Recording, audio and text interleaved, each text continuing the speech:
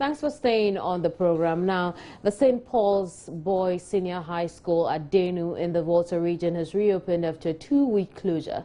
Students were sent home after an incident in which a student was shot by police who were trying to kill rioting on campus. The disturbances followed an attempt by students to beat up 2 of their colleagues who had allegedly been caught engaged in homosexual acts.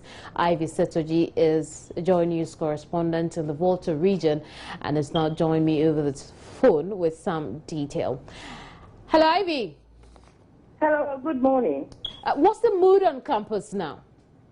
Well, right now, everything is fine. As I can see, the students are back on campus.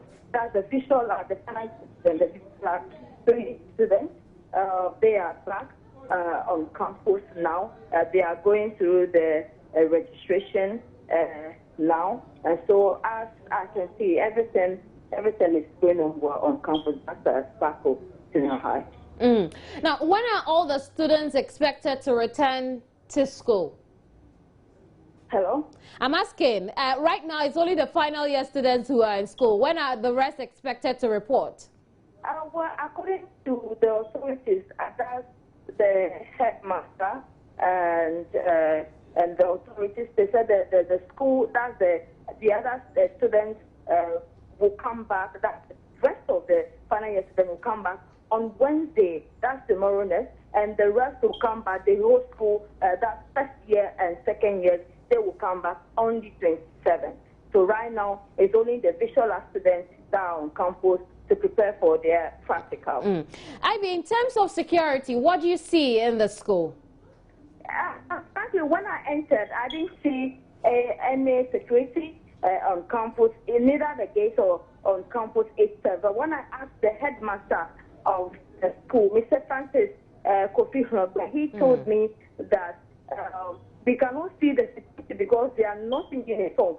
He confirmed that there are 8 BI officers, or there is an uniform security officers on campus, making sure that everything goes on well. Well, thank you very much, Ivy. Now, thankfully, the headmaster of the St. Paul Senior High School, Francis Logba, has joined me over the telephone. Let's find out what the plan is in sustaining the peace in the school at the moment. Thanks for joining us here, Francis. Francis's line dropped there. Would raise Francis over the telephone again and get more on this particular subject. But perhaps we should stay in the Volta region and talk about the dozens who have been displaced by tidal waves at Haveji at Keta in the Volta region.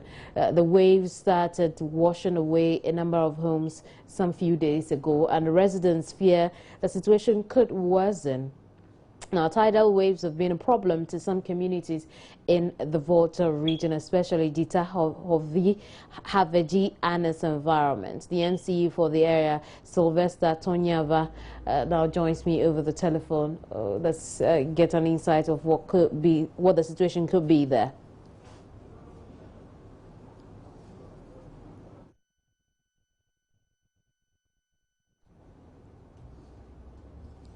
Sylvester, thanks for joining us here. Hello? Sylvester? Yes, madam.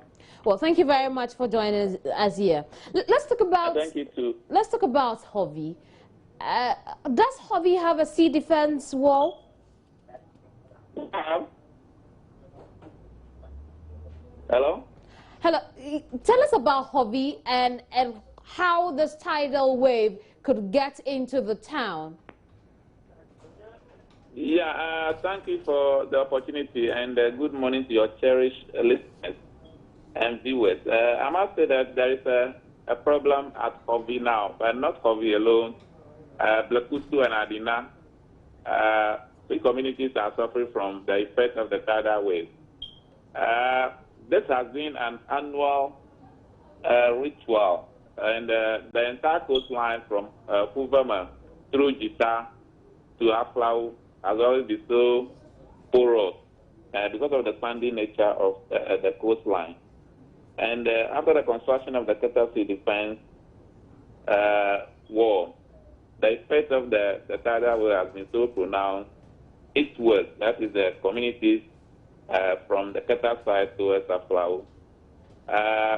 When the sea defense war is being done at Adatu, the effect has also been so pronounced eastward that the communities in Kuvama and Keta are also suffering.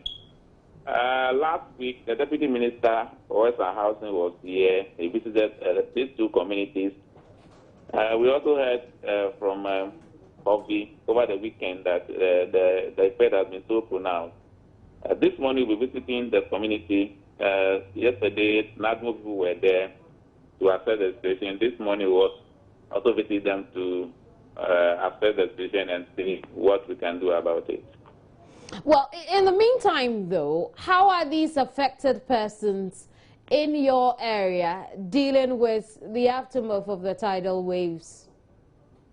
Yeah, they are coping. It has always been the case. The earlier it is worked on, government has promised to construct the sea defense wall. It's going to take some time because of the expensive nature of this project. But we are hoping that government will come to take the rescue. But assembly, in the meantime, will go there. Those who are suffering, those who have been affected, will see how we can support them in a way to get them relieved. I see. Now, what sort of relief will these people need? Yeah, until we're able to assess the extent of damage, we will not say the sort of relief. But if it is so serious, we will see what we can do. The situation will demand what kind of assistance we should give them. Very well. Thank you very much, Sylvester.